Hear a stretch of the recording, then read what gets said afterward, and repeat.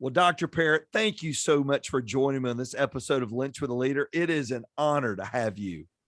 It's a treat to be with you. I tell you, you bring in some pretty high-powered leaders. So to include me in that group, I'm really honored. Thank you so much. Well, I'll add you to the list of people that feel sorry for me. So that's good. I'm glad to put you in the list of guys that go, we got to do some goodwill sometime in our journey. So that they jump on here and do goodwill with me. So walk me back a little bit in your journey. Did you ever dream you would be a college president? Did you see that in your pathway when you were growing up? I really didn't. I mean, it's kind of strange because I am a third generation college president. So my Wow. father and my grandfather were in the job. And we were watching one time a show about coal miners. And this coal miner said, yeah, I'm a coal miner because my father and my grandfather were doing it. And my wife said, wouldn't that be terrible? And I said, hey, look at me. That's what I do. But I did not expect to. I really didn't. I mean, I went into college arena and I liked it. But, I did some work with the Lausanne Committee for World Evangelization. We raised a bunch of money for Big Congress in '89, left that and thought, yeah, I'll do the college president thing because that's kind of what was expected. And we applied to several different colleges, got turned down by everybody, left and right. I remember we went and looked at a little beat up school and I thought, well, they for sure got to take us, and got a rejection. And my wife and I'll never forget the night we went out for a walk and we said, look, if this isn't what God wants us to do, let's just give it up. And we literally walked away from it. We washed our hands of it. We said, we're not going to do this. We're going to go to Phoenix, Arizona and plant a church. And within 2 weeks, I had interviews for 2 college presidencies and I went from there. So yeah, 33 years in the chair and I love it. It's the best job in the world. You get to work with these energetic young people. You get these really smart faculty. You get to run your own little city on a campus and you own your own football team. So it doesn't get much better. So what, as you've sat in that seat all the years, what's been the big, and you think back to that crisis of belief where you and your wife stood on that sidewalk going, well, I guess God's closing that door. We're going to walk a different direction. What do you think God wanted you to learn through that to get you where you are today? That's not a wasted experience. No, Why do you think yeah. it took that crossroad and you didn't just get the first one you applied to? It was to let go of our plan. It really was. And it kind of circles around back to what I've been talking about recently in my life about planning, but it really did start. And I hadn't thought about it that way till you bring it up. But that really was the beginning of letting go of the plan, because then we had it planned out perfectly where life was going to go, what we were going to do, what was the next step, the whole thing. But life doesn't work that way. That's right. And so I think until we let go of, we could probably get what we think we want, but it's less than God's best. And when you let go, then God's best can come through. And that's when life gets really fun. Isn't it funny how I was on a call with a bunch of men this morning? Isn't it funny how we think if we could get our plan in the moment, it always seems like the best one. But later on in the rearview mirror, we look back and go, man, we'd have really shortchanged ourselves. It's amazing how often it happens. And that's why I've been focused on this whole idea of leading without a plan, because what we think is the best is pale. It's nothing in comparison to God's best, but we are so focused on our plan and we feel such ownership of it. And we think we've got the wisdom of the Lord in it and all this stuff. And it really is often pretty mediocre compared to what God really could do if we'll get out of the way and let the creator of the universe take charge. And so, but it's hard to do. It's real hard to let go.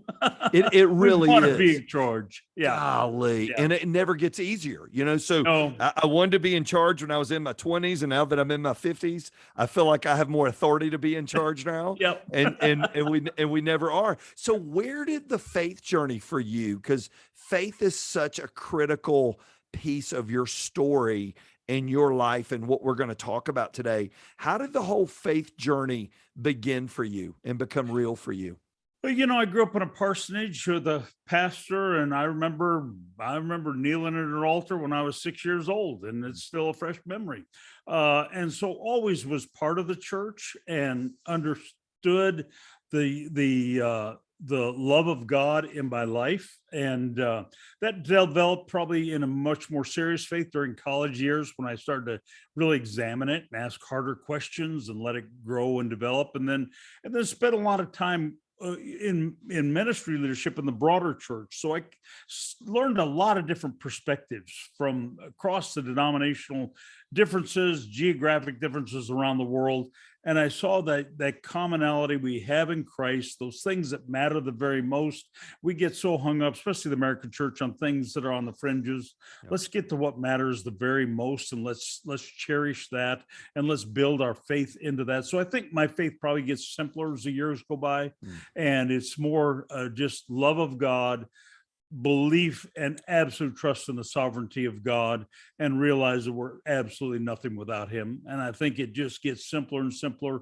We work so hard to try to get it right. I wonder if we're working too hard at trying to get it right and not just living in who Christ made us to be. You know, I have a thought, Dr. Parrott, that one day when we get to heaven, we're going to get there and all these people that have come to know Christ, they're going to go on, and then there's going to be a separate classroom for pastors that have made it too complicated, that God's going to sit us down and say, listen, you screwed this thing up, and you've held these people up for years. So I'm going to set you over here to the side, Yeah. Golly, I think there's a lot of right, though. You're so right. Yeah. You're so yeah, right. and you read back through history, and you watch the Christian faith through the last 2,000 years. Nobody hardly ever got it right. It's amazing, but God loves us anyways. That's right. And it's not, I probably, give to my students over and over again Yancey's great quote that there's nothing I can do to make God love me more, and there's nothing I can do to make God love me less. Amen. And if I can help students understand that, and if I can live that, easier to preach than live, but if I can live that, that's really what our faith needs to be. I just from reading your book, I can tell you're a student of leadership. You love leader. You don't just sit in a seat of positional leader. You love leadership. What do you think, and this is a big heart of our podcast in spiritual leadership, what do you think is the biggest difference between just pure leadership and someone who says, I want to be a spiritual leader? What do you think is the biggest difference between those? Service. It's not about me. It's about how can I help them? I've never found an employee in an organization that could not be motivated if you match them up with their calling. Everybody's got a calling. It's not just people in the corner office who are the CEOs that have a calling. Everybody's got a calling. And if you match people up to their calling and you help them see where they fit in the bigger calling of what you're trying to do, then people are easily motivated, and you don't have to push and prod and do all the kind of stuff we try to do organizationally. And I had an experience a few years ago. It was one of my favorite moments. I was coming across campus, and a couple of our maintenance guys clearly were working on a water leak. So they dug a hole probably 4 feet deep. They were down in the mud, water up to their ankle boots, trying to fix this leak. So I'm coming over as the thoughtful college president, and I tiptoe up to the edge, trying to not get mud on my wingtips, and I look over the edge. I said, guys, what are you doing? And they said, we're educating students for Christ. And I thought to myself, yeah, that's it. That's exactly it. They have a unique gift to keep this campus going by fixing pipes, and they're doing it for the bigger goal of educating students for Christ. To me, that's what leadership is. And if I can get out of the way and let those guys do what they do, and if I get out of the way and let a history faculty member or a football coach or a baseball coach do what they do and give them the tools they need to be effective, then, it all takes off. And that's what I love about it. And it's when our ego gets in the way that things turn into a huge mess in a hurry. In this new book, Opportunity Leadership, and I told you this before we went on, I believe that you put words to something so many leaders have felt, but they didn't know how to quantify. They've left a strategic planning meeting and they're like, I know there's more than this. I know there's more. I've seen God do more. Unpack, give us an overview in your words of what true opportunity leadership looks like, and then we'll begin to unpack it a little bit over these next few minutes. Yeah, and thank you for that, because it is resonating with so many leaders who are telling me as I talk about it, yeah, the great things in my life I didn't plan, they were opportunities, God brought them, and that they did not have the words for it. And hopefully, and when I wrote the book, I did not write it on purpose as a theoretical model of leadership. It's a very practical model of leadership, of course, but it is a model of leadership. And it's not, I don't call it a new model of leadership. I call it a fresh model because it's a Amen. biblical model That's of right. leadership. But I was a traditional planner. I've done the whole thing. I've done the blue ribbon committees, and I've appointed them and had them work for 18 months and then come out with the brochure with the plans of here's the 5 or 6 big things we're going to do, and the pictures, and you got to always put a picture in the brochure of the person most against it, because that's how you make sure you can sell it, and all that. I've done all that stuff. I did it all, and it's empty productivity. And I got so tired of it and frustrated, but it was expected. So I felt like I had to do it. And the switch began to flip for me when shortly after I came to Belhaven, inherited school that had some troubles. Thankfully, we were excelling so much now, but in 25 years ago, we had some troubles and with the creditors. And one of the issues was over planning. So I called Tom Courts, who was the president of Samford University at that time, who happened to also be chair of the whole accrediting body. And I said, I'm new to the South, and I'm not new to the presidency, but I'm new to the South. I need some guidance on this. And I said, could you give me, a little bit of guidance over the phone? He said, I'll come see you. He came over to my campus, spent a day with me, brought with his vice president for planning at Samford University, one of the wonderful, successful Christian schools of America. And Tom was sitting in my office, and he finally said, after a long discussion, he said, the most important things we've ever done at my university, we never planned. They were just opportunities, and we captured the moment. And that's when it hit me. There is a different way. There is a better way. And, the bottom line of planning is it doesn't work. We keep going through the motions, but it really doesn't work. And what I mean by opportunity, leadership, and planning is I'm talking about long-range planning, predicting destinations, as I call them. So what we don't want to do is predict destinations for where God's going to take us. We do want to plan very well what we have already been given. So we're going to look for opportunities for the future and the destinations, but we're going to plan very well what we do. We know we're going to teach STEM courses. We know we're going to play baseball. We know we're going to feed students in the cafeteria. We plan all that extremely well. What we don't plan is where we're going. And people will often ask me, prospective faculty, maybe a TV crew, they'll say, well, what do you expect the university to be in 10 years from now? And it's a pretty typical question to ask a university president. And my answer is, I don't know. I really don't know. But what I do know is the best plan we could come up with around conference tables and on whiteboards is pale in comparison to the plan that God has for us. So what we want to do is get out of the way and let God do it with his opportunities that he brings. And we want to be prepared and ready to capture those moments when they come. So that's really what opportunity leadership is. And of course, I did define it in the book. I called it opportunity leadership is grounded in waiting and anticipation. And the waiting and anticipation is critical. Waiting for God-given opportunities that mesh seamlessly with our mission, gifting, and capacity, propelling us to destinations that are heavenly ordained. So this model is really about trusting God for the future, but honing so well our mission and then matching that up with our gifting and capacity so we know when those opportunities are right and when they aren't right. And that's the guiding principle behind it.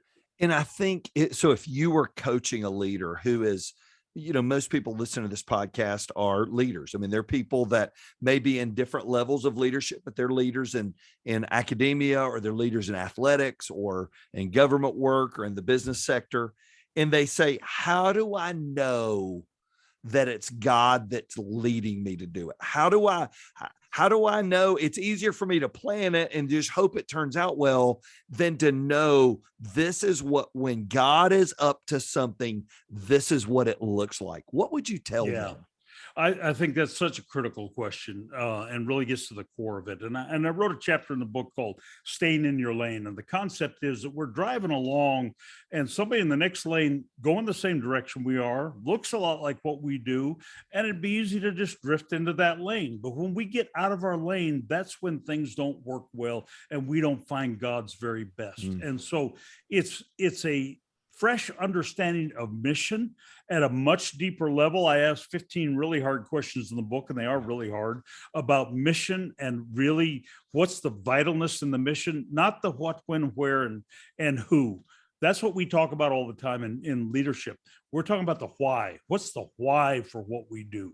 That's what we want to focus on. And then we're going to match that with our gifting and capacity.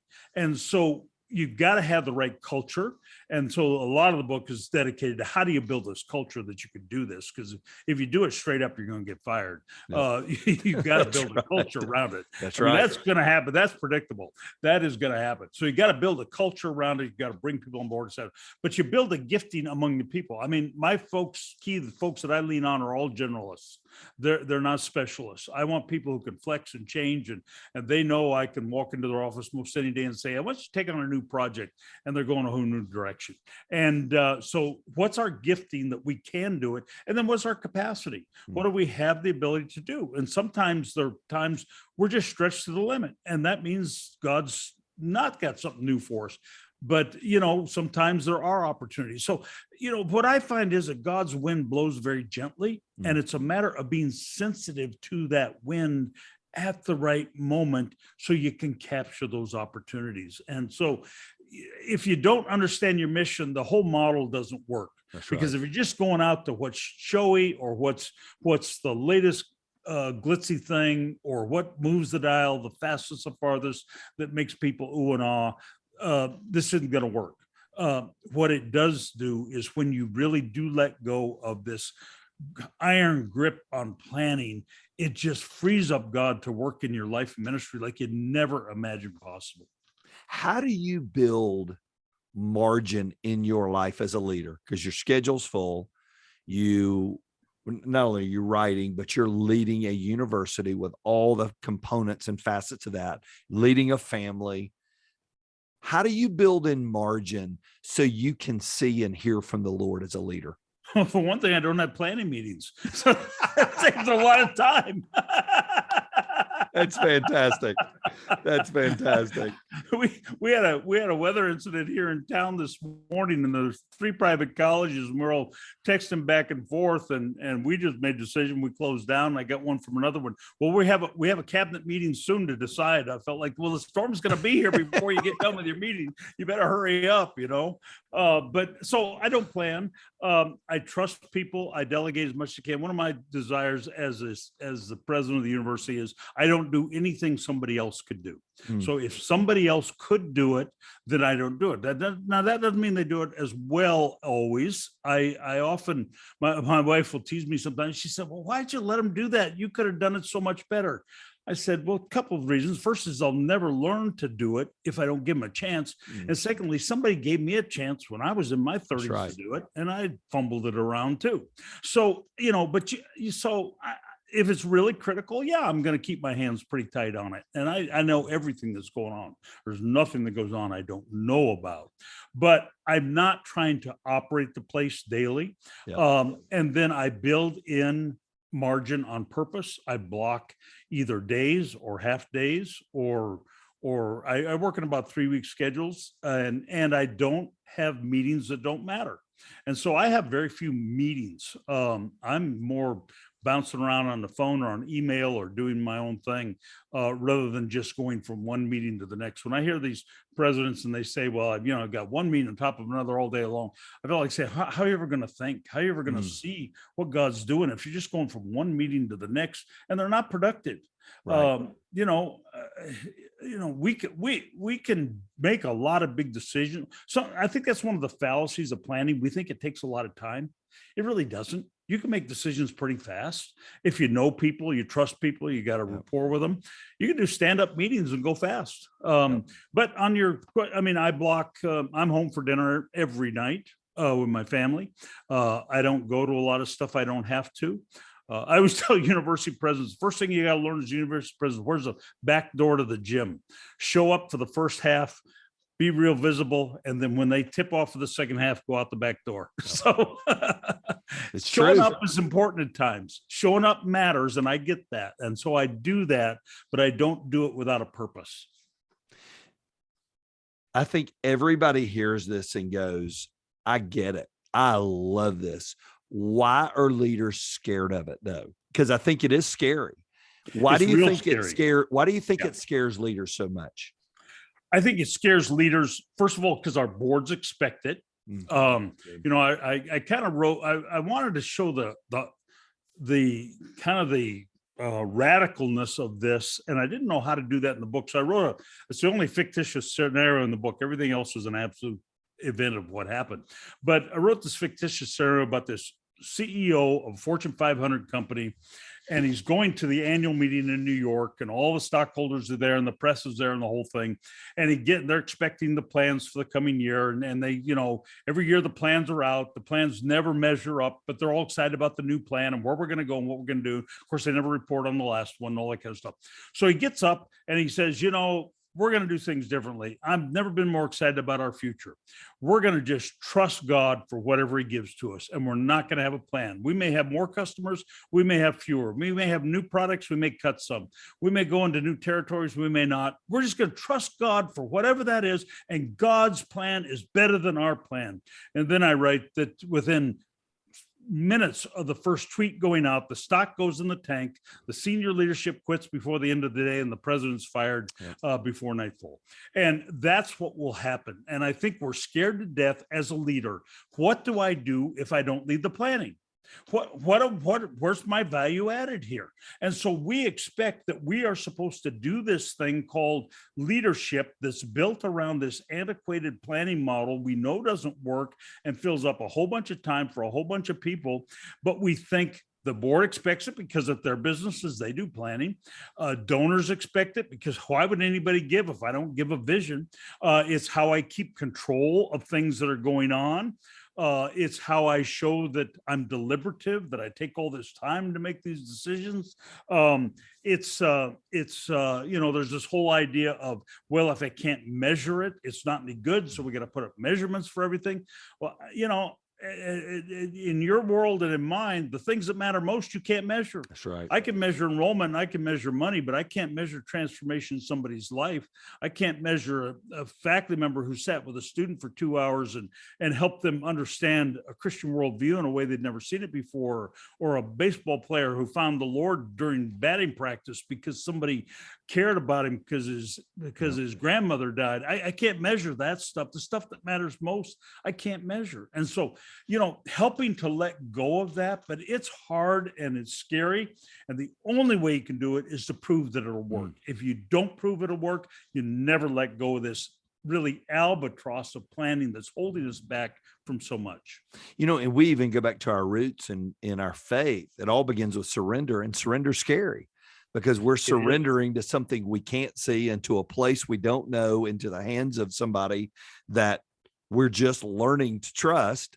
And leader, I think somewhere along the way, though, we think, well, that's my Christian surrender, but I don't surrender my leadership. But real, true spiritual leadership is a surrender to what God has for us. So well said. Absolutely so well said.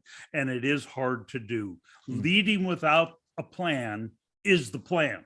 Yeah. And people don't really believe that when you get to this point. You know, when I first started with this, I would tell people, we're going to do this. We believe in God's sovereignty. God owns this university. God's got the best for us. We're going to trust. And they all say, amen. That's great. Wonderful. And they pull me inside. They say, yeah, but what's the real plan if that doesn't work? And, you know, there is no plan B. This is the plan, to completely trust God for that future. And it demands a theology of trust at the core of our leadership. If we don't have a complete theology of trust that so fills us, then this stuff doesn't work at all. But if we don't trust God for that, where's our faith really holding up? I mean, what's the deal? This is what we preach. Let's live it. And sometimes it means really great things happen, and sometimes it can be really scary things that happen. I've got an opportunity that we captured a few years ago to work in China. We had a Christian MBA in China, if you can believe it, from a Christian college to serve MBA students in China. And then things have changed in the last little bit. And all of a sudden, some of that stuff's going away. Yep. And I got to trust God as much for his no as I do for his yes. Mm-hmm. And God's got a plan. It's not just keep heaping on good stuff. Sometimes it's pruning as well. And in that is just the joy of leadership. And so what I found is that this is the single best decision I've ever made, is to let go of planning and trust God for that future. And I really don't worry about it. I really don't. And even when the money's tight, and there have been times the money's really tight, I really don't worry about it. I don't worry about what's next. Sometimes I've sat in my office at the beginning of a semester and I wonder what we're going to do this fall that's new. And I didn't have anything. And within 6 weeks, the agenda's jam-packed. It's really fascinating way to lead and to really be in the spirit of what God wants to do in our lives. And it really works seamlessly. And we talked about a little bit earlier before we went on with what Blackaby says, God is working all the time. And our job is to get in on what he's doing. It's never a lack of him working. It's a lack of us seeing. And you did such a great job. So 2 things. One, in the book, you do a great job saying, okay, here's what God's done there. And it's unbelievable. And you would think it was a master strategic plan to get you where you are. So I love that you did that. But your first analogy of sailboats and power boats, it was such a great visual. When you think about a sailboat, what does sailing require from a leader that's different than if you were operating a power boat? What would you say? Yeah. It's a totally different thing. It's apples and oranges. Now, both are boats and both are in the water and both go a direction. But a poorly built, worn out sailboat will outdistance a powerboat every time, because only a sailboat can catch the wind of God. So a sailboat that goes and catches the wind of God, first of all, it's built on trust. Who do you trust? Do you trust the wind or do you trust the motor? And, Christian ministries have gotten really good at building some really impressive power boats that go really fast and go and ignore the wind completely, because they can. They don't have to have the wind because they got so much going on in their own engine. And so it begins with a trust.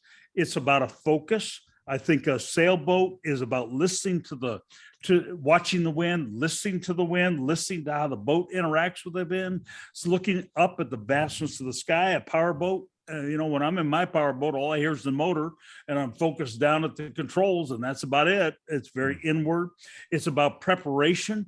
A sailboat. I looked several years ago whether to get a power boat or a sailboat, and decided I didn't want to do the work of being a sailor in a sailboat. It's all preparation. You're always getting ready. Every sailor I know is working on their boat. They're very rarely in the water, but that's why it can go so far when it does get in the water.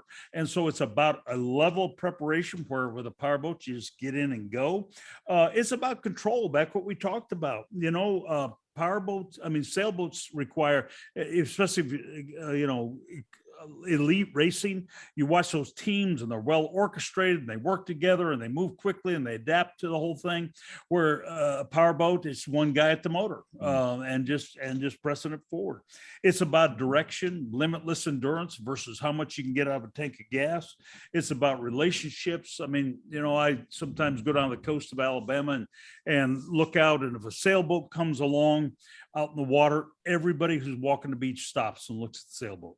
Nobody stops and looks at a power boat, the cigarette boat that's going by, and the motor's so loud and everybody just can't wait for it to get out of the way. And it's really about demands. There's a tendency to say, well, I'm going to trust God for the future, and so I don't have anything to do. That's not true at all. We're trusting God for the future. To be a real sailor takes hard work in a sailboat. In a powerboat, it really doesn't take hard work. So we can run our systems of our planning structures and our committees and our subcommittees and our reporting back and all that stuff. But that's really pretty easy compared to being adaptive to when God's wind blows and go with it. You made a statement and you said capture opportunities rather than predicting destinations. Why is it so gratifying? The work went in, waiting on the wind, right? There's seasons that we're sitting where the wind's not blowing. But when we capture those opportunities, why is it so much more fulfilling than just predicting a destination that we don't even know or think we may or may not ever get to? Why do we know that we're operating in God's best? Because when it happens, I go, thank you, Jesus. I never could have done this. I couldn't have made this happen. Nobody could have made this happen. And it just puts you into such a complete dependency on God and gratitude for God for his goodness. Now, it doesn't mean every opportunity he brings us is a bed of roses. We got lots of opportunities that are challenges, and sometimes they work and sometimes we stop. And church isn't very good at stopping stuff. That's a whole nother problem we've got. But there's just a fulfillment of joy in opportunity leadership that really should be what leaders experience. Even in tough times, there's a joy of dependency that I just love. I just absolutely love, and I've become so addicted to it, I couldn't do it the other way. You know what? If we project our destinations, we project minimal results compared to what God would do, and we've proven that over and over and over again. I've got a board of trustees meeting on Friday this week, and we're going to do that exercise again that I did in the book, and to show them again how it works. Because in the book, just to quickly summarize, I went to the board several years ago, about 8 years ago now, and I said, they knew we didn't do planning, they knew we didn't have a long range plan, they knew we didn't predict destinations. I took in a piece of paper that said 5-year plan. And goal 1 was to increase enrollment 43%. And goal 2 was to raise $21 million, which is a lot of dough for us. And goal 3 was to build $30-some million worth of facilities. And goal 4 was 7 new undergraduate programs, including nursing. And goal 5 was 8 new graduate programs. And I said to the board, they figured out what I was doing. Finally, the older ones who'd been around a while figured out that wasn't the plan for the next 5 years. That was what we actually did the last 5 years. Now, if 5 years before, I would have taken that same document to them and said, okay, here's the plan, 43% enrollment. They'd say, how about we make that 20 and raise $21 million? How about we make that 10? We'd all cut that back. We all would. And we probably still wouldn't hit it because it's just within what we can generate. Instead, we got out of the way, we let God do it, and incredible things happen. And the list I'm putting together for them on this Friday is just as amazing as that list 6 years later from when we did it that time. I don't know what it'll be the next 6 years after this one, but it's fun to find out. You talked about this earlier. You talked about your theology, your spiritual theology. And you said opportunity leadership demands a complete, unwavering dependency on the sovereignty of God. Why is it that we wouldn't do that? Why is it that we wouldn't depend on a sovereign God? Why do you think we would choose as a leader to try to do it another way? I think we bought into the idea that, yes, God's sovereign and his sovereignty was to pick me, and I have certain gifts and abilities which are unique and special. And I've studied Harvard Business Review, and I'm able to articulate something. And I have all this stuff. And so that's the sovereignty of God, is to put me in that role. Now I need to make things happen for him.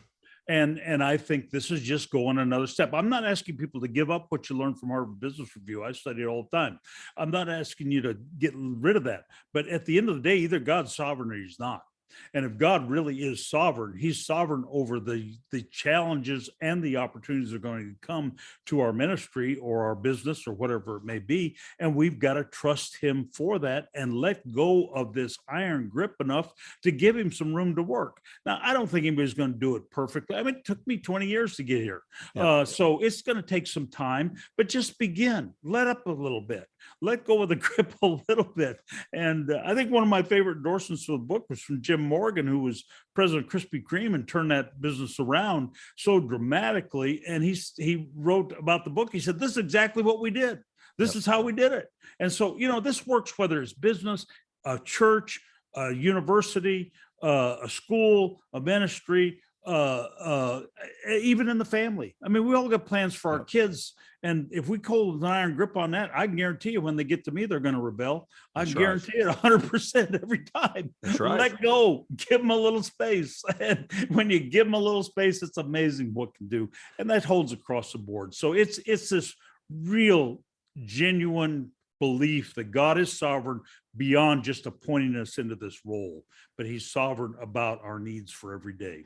I was telling my wife this weekend, we were traveling. I was speaking out in Denver and we were just killing some time out there. And I said, you think about your kids, my daughter got married last year. My son's getting married this summer. And I said, if I had had my way, I would have picked out, I thought I had the best ones picked out for them and I would have sold them both short from God's best. Yeah. My kids would have been so disappointed in who I had picked out. Yeah. But I thought at the time it was the best thing. But it's that sovereignty of God that what he has is always better. Always better. And you make a great statement. We see God's no as a far better than yes to my plan. Yeah. How have you learned to embrace God's no and know that he's protecting you? You have to grow into it and you have to really believe it. But we've had some no's. I mean, one of our great yeses were we were one of the early adopters to adult education, had campuses all across the Southeast. We had 11 of them, Atlanta, Chattanooga, and Houston, and Orlando, and lots of different places. But that market changed, and God said, especially when COVID came, we closed the last of them. And that's a big no. And you might say, well, you're a failure. No, we're not. That was a time for that season. And now we got something else for the next season. And that's okay. God's got a greater plan that we can see that we can't see that he sees. And we've got to trust him for those no's when they come. And what I found with no's, invariably, and I've had a lot of no's where I really want to make something happen. And God said no, and it blocked it. God was protecting me from something every single time. And I don't think we begin to understand the level of protection that God gives to his people when we do trust him. And we fight against stuff, but it's just, I mean, you're much better expositor than I ever could be. But, we preach about how we're a child of God and how we protect our kids, even when they don't like it, because we know they're going to get burned on a hot stove. We're doing the same thing. And we're trying to do our thing, and God's protecting us. And we don't even realize he is. You talk about in here an upside down kingdom leadership. You learned it from a book that you read. Why is true kingdom leadership and opportunity leadership done God's way? Why is it upside? Why would you qualify that as upside down leadership? Well, it's almost always the exact opposite of what the world expects. Right.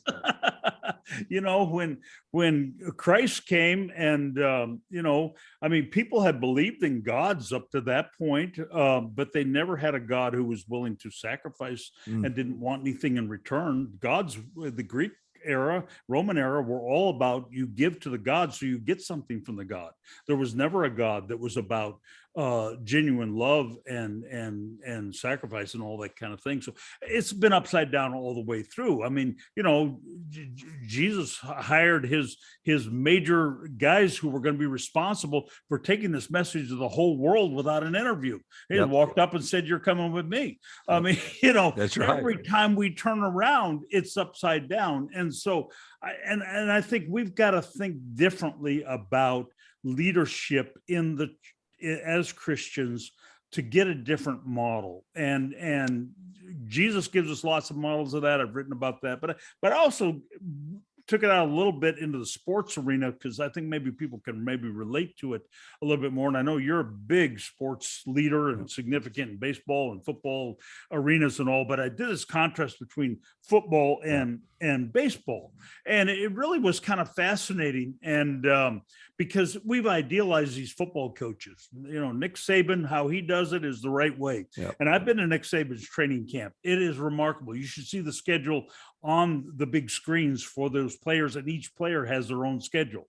They have a training staff that's bigger than my entire football program. It's remarkable, the level of detail. And so we've gotten this idea from these football coaches that this ultra detailed planning is the only way that something can be operated efficiently. And if you do, then you're going to be successful. So I've turned that around and said, I encourage leaders in opportunity leadership to emulate baseball managers.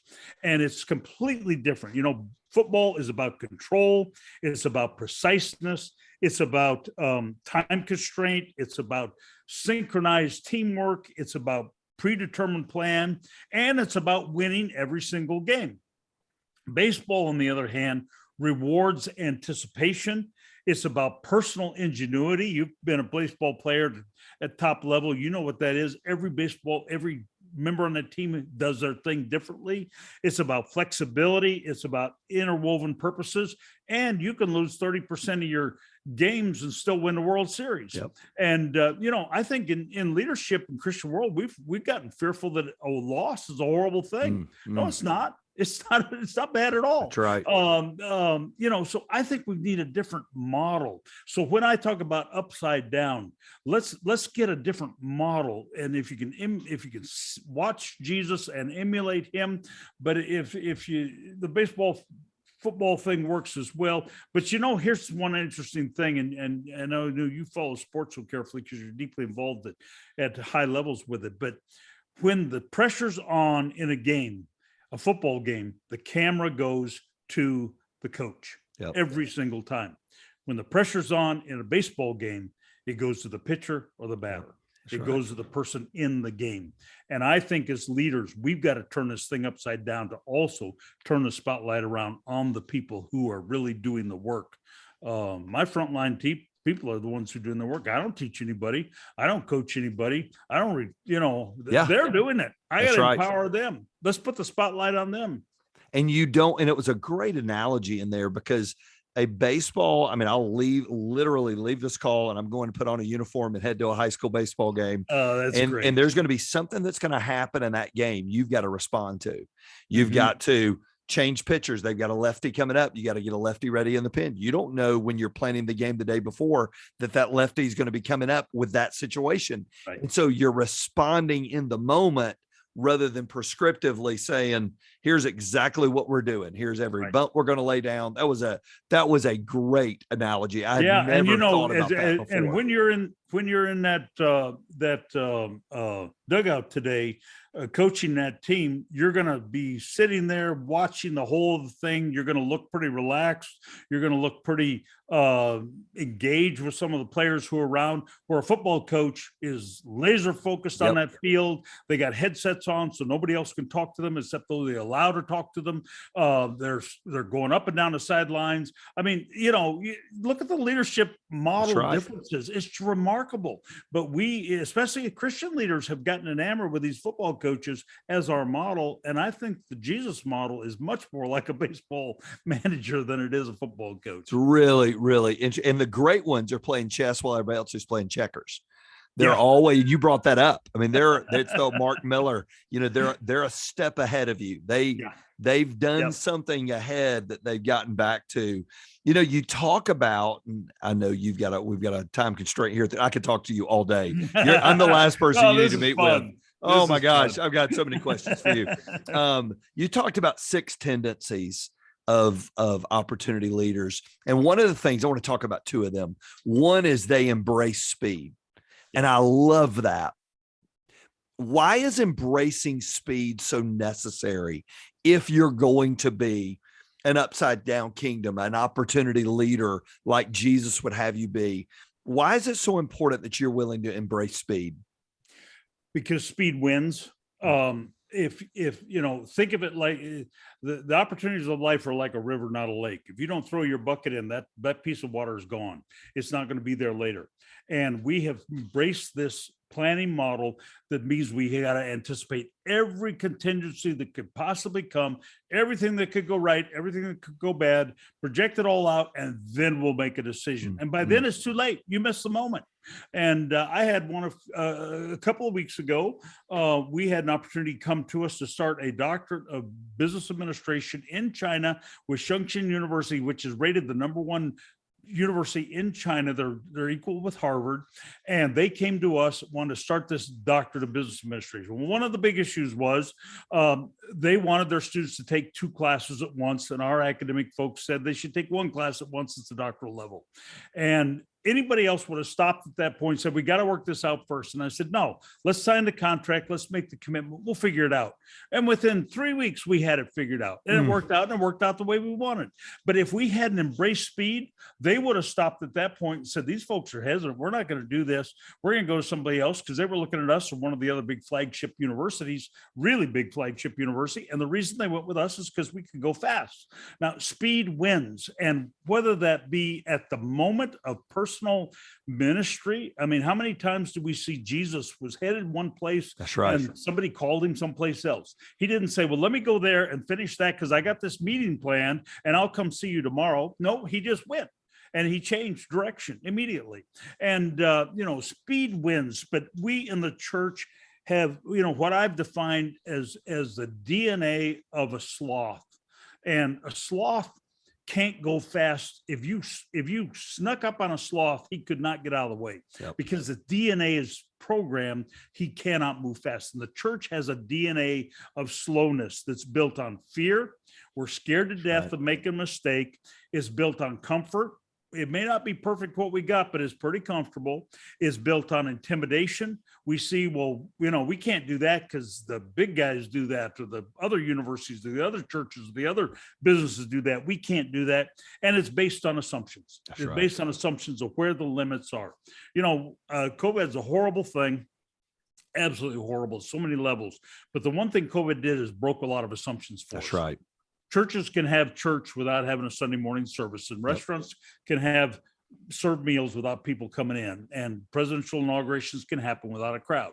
So assumptions can be broken, but you got to deal with those 3 things: the fear, the comfort, the intimidation, and the assumptions, in order to embrace speed. But when you do, again, you jump in, you get going, and then it comes to the next chapter of that book, which is flexing with implementation. Right. You got to flex once it comes, because it's not going to be perfect. And I tell my team all the time when we start something new, what we come out with is not going to be like this. So don't everybody hold too tightly to it. It's not going to look like this eventually. Things are going to change, and that's okay. But that's part of building that culture that accepts that and is comfortable with that. The other one you hit, I want to wrap on this. You said, learn to love roadblocks. Learn to love. An opportunity leader learns to love roadblocks. Why do you believe that every leader, even when we're trying to do it Jesus' way, we've got to just know roadblocks are just part of the journey? Why do they have to know that before they even get in on this mode of leadership? Yeah, and the roadblocks do come, and we feel like it's our responsibility when they hit the roadblocks to figure out a way through, under, or over in order to get through, because that's our job as the leader, is to go through the roadblock. What I'm saying is learn to love roadblocks. What's God saying in the roadblock? That's right. What's God teaching us because there's a roadblock all of a sudden? And so the challenge with roadblocks is that we can do 3 things when we have roadblocks. And this analogy comes from, I grew up in the Pacific Northwest, when they used to cut down trees up in the forest, and then they would lash them together in the river and they'd float them down the river. And I don't think they do that as much anymore, but they used to then. And those logs, hundreds of logs, would sometimes jam up on something, and then another group would come and jam up on top of that. And sometimes they could get hundreds or thousands of logs jammed up. Now, when you've got a log jam, you got 3 options. One is you can go out there with a big, huge iron bar and try and pry it loose. And a really good lumberman can do that, but you can also break a leg, because you can stick a leg down between those logs and you're disabled for life. And so you better know what you're doing if you're going to try and pry loose a log jam. The second is you can go out there and blow it up. And they used to do that sometimes. They go out there and put dynamite in it and blow it up. But when you blow it up, you don't know what's going to happen. And the third is you can let it rub against each other and wait until that road log jam clears itself. Well, in the Christian world and in leadership, we've gotten where we see a log jam, we feel like we got to go out there with the bar, and we get injured in the process of doing it. And once the quarterback gets injured, everybody's in trouble. Yep. So you don't want to do that. Secondly, you can blow it up and you don't know what's going to happen. And we see a lot of mess in the church for that. But too often we don't just wait until it rubs together long enough. What I found through my experience is if I wait, it almost always works out. Now, sometimes I got to go in and do something. But my core question on roadblocks is, what is God trying to say? And God is speaking to us through roadblocks. And so when we hit a roadblock, our initial reaction as a leader is, I got to fix it, and I got to fix it fast, or they won't think I'm a leader. No, just explain it. Tell people this is what's going on, and we're going to let this sit. We're going to let this wait. We're going to work this through, whatever. And it's amazing how those things can work out over time. But it's a different mindset, and it's a little scary. But again, when people can see opportunity leadership works, they will trust it in those moments when there's a lot of uncertainty. When the day comes that your leadership days are over, your life journey has come to an end, and we're standing before the Lord, and we give an account of the gifts and abilities and how we've used them.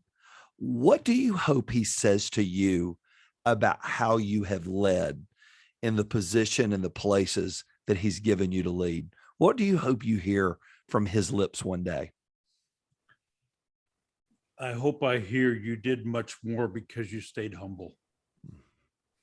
And I think there's a humility demanded of leadership that we've gotten away from, and we've let our egos take over.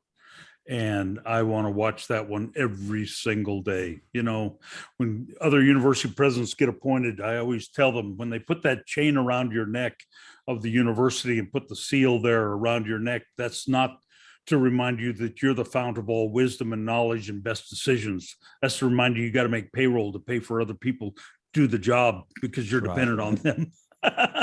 And, you know, so often in leadership, we want it about us. It's not about us. It's about them. How do we lift them up? How do we help them get fulfilled in what they do? And then when we do, there's such joy in leadership. So that's what I hope the Lord would say, that you've tried to lift up other people. You've tried to get out of the way with your ego and let others thrive. I hope that's what he would say. But we'll find out one day.